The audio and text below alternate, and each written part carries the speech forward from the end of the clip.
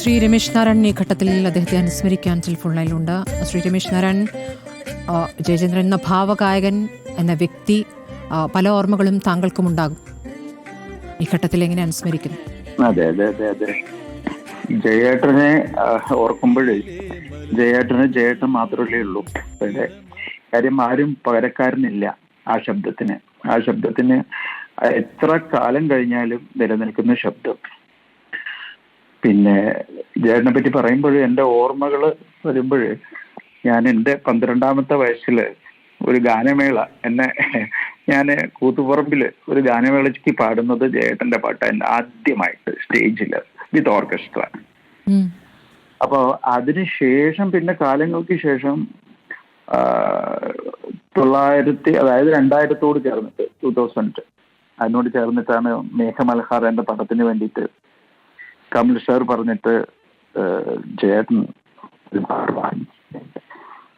ആ സോങ് പാടുമ്പോഴാണ് ജയേട്ടനുമായിട്ട് കൂടുതൽ ഞാൻ അടുക്കുന്നത്. പൊന്നുഷസിനും നീരാടുവാനും വരുന്ന എൽവി സാറിന്റെ രചന. അതിനുശേഷം ജയേട്ടന് പല സമയത്തും ബന്ധപ്പെടും.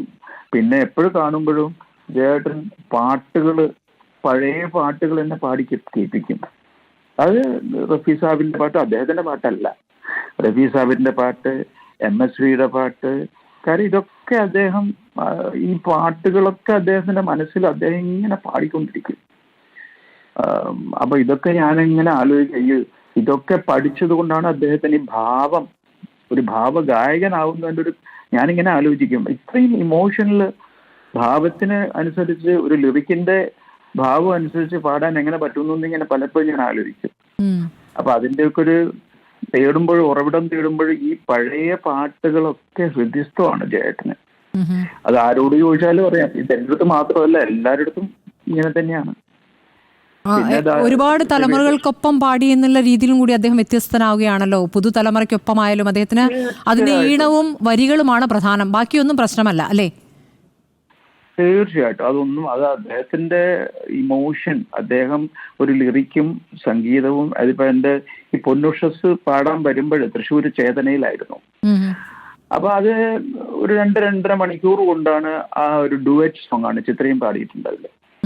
പിന്നെ അതിനുശേഷം എനിക്ക് തോന്നുന്നൊരു 10-15 പാട്ട് എനിക്ക് വേണ്ടി പാടിയിട്ടുണ്ട് പിന്നെ ചേട്ടൻ. എന്തായാലും 2-3 വർഷമായിട്ട് ഞാൻ അധികം സംസാരിച്ചിട്ടില്ല. അദ്ദേഹത്തിനും നല്ല രീതിയിലായിരുന്നില്ലല്ലോ അദ്ദേഹത്തിന്റെ ഒരു വർഷമായി അസുഖബാധിതനായിരുന്നല്ലോ. അതുകൊണ്ട് പിന്നെ മനസ്സുകൊണ്ട് ഇങ്ങനെ വിഷമിക്കുക അല്ലാതെ നമുക്കൊന്നും ചെയ്യാൻ പറ്റില്ലല്ലോ. എന്തായാലും അദ്ദേഹത്തിന് വലിയൊരു പ്രണാമം. കാര്യം എന്തായാലും നമ്മുടെ സംഗീതം ഉള്ളിടത്തോളം കാലം ജയേട്ടന്റെ ശബ്ദത്തെ ആർക്കും ഒഴിച്ചു വെക്കാൻ പറ്റില്ലല്ലോ. അത് എന്തൊരു മെലോഡിയസ് വോയിസ് ആണ്. അതാണ് എന്ത് പാട്ട് പാടിയാലും. എന്റെ ശാരദാംബരമൊക്കെ പാടുമ്പോഴേ അത് എന്ത് രസത്തിലാണ് അന്ന് ആ പാട്ട് പാടിയത്. എനിക്ക് അതൊക്കെ ഓർക്കുമ്പോഴേ ശാരദാംബകം ചാരുചന്ദ്രിക ധാരയിൽ മുഴുകിടവേ, അതൊക്കെ സിമ്പിളായിട്ട് നമ്മള് എന്ത് രസമാണ് അന്ന് പാടിയത്. തമാശ രൂപത്തിലാണ് ആ പാട്ട് പാടിയത് അന്നിരുന്നിട്ട്. പിന്നെ ഈ എല്ലാത്ത ഓർമ്മകളുണ്ട്.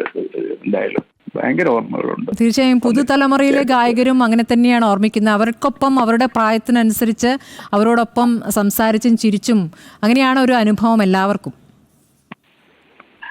അല്ല, ജയേട്ടന്റെ കാര്യമാണ് ഞാൻ പറഞ്ഞത്. അതെ, അദ്ദേഹം യുവഗായകർക്കൊപ്പം പാടുമ്പോൾ അവരോടൊപ്പം അവരുടെ പ്രായത്തിലേക്ക് അദ്ദേഹം എത്തുകയാണ്. അങ്ങനെയായിരുന്നു ഇടപെടൽ എന്നാണ് അദ്ദേഹം പറഞ്ഞത്. എന്നോട് അതെ അതെ അതെ അതെ തീർച്ചയായിട്ടും.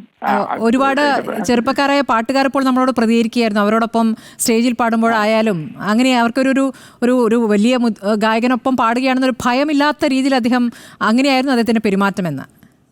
തീർച്ചയായിട്ടും അത് തന്നെ. അങ്ങനെയല്ലേ പറ്റത്തുള്ളൂ. നമ്മള് ഒരു പാട്ടുകാരനെന്താ അങ്ങനെ പറ്റത്തുള്ളൂ. വേറെ ഒന്നും അവിടെ മസിൽ പിടിച്ച് നിർത്തിയോ അങ്ങനെയൊന്നും ചെയ്യേണ്ട കാര്യമില്ലല്ലോ. പാട്ട് ഞാൻ പാടി കഴിഞ്ഞാലും എൻ്റെ കൂടെ പാടുന്നവരും പാടുന്നതും അതേപോലെ പാടുന്നതാണ്. അപ്പൊ അവർക്കൊപ്പം നമ്മൾ പാടുകയല്ലേ ചെയ്യുന്നത്. കൂടെ പാടുന്നവർ അങ്ങനെ തന്നെയാണല്ലോ. അതിനകത്ത് എനിക്ക് മാറി നിൽക്കാൻ പറ്റില്ലല്ലോ. മനസ്സിന് ഉള്ളിൽ നിന്ന് വരുന്നതല്ലേ അത്. അതാ ഉള്ളിൽ എന്റെ നിന്ന് വരുന്ന മനസ്സിന്റെ ഭാവവും ഉള്ളിൽ നിന്ന് വരുന്ന ശബ്ദവും ആ രീതിക്കാണ് അദ്ദേഹം ഭാവഗായകൻ എന്ന പേര് തികച്ചും അന്വർത്ഥമായിരുന്നു അല്ലേ? തീർച്ചയായിട്ടും തീർച്ചയായിട്ടും അത് നമുക്ക് കേൾക്കുമ്പോൾ മനസ്സിലാവുന്നുണ്ടല്ലോ. ഉം. അതാണ് ആ ഇമോഷണൽ ആസ്പെക്ട്സ് അദ്ദേഹത്തിന്റെ പാട്ടിൽ നന്നായിട്ടുണ്ട്. പണ്ട് ഉള്ള പാട്ട് മുതൽ നോക്കിയാൽ മതിയല്ലോ.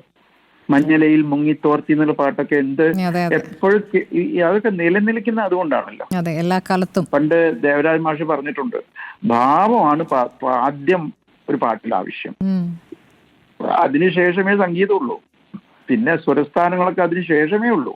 അതെ, ആ ഇമോഷണൽ ആസ്പെക്റ്റ് ആണ് ഒരു പാട്ടുകാരനും ഒരു പാട്ടിനും ആവശ്യം. മറ്റു മഞ്ഞു പെയ്യുന്ന സുഖമാണ് അദ്ദേഹത്തിന്റെ പാട്ടുകൾ കേൾക്കുമ്പോൾ.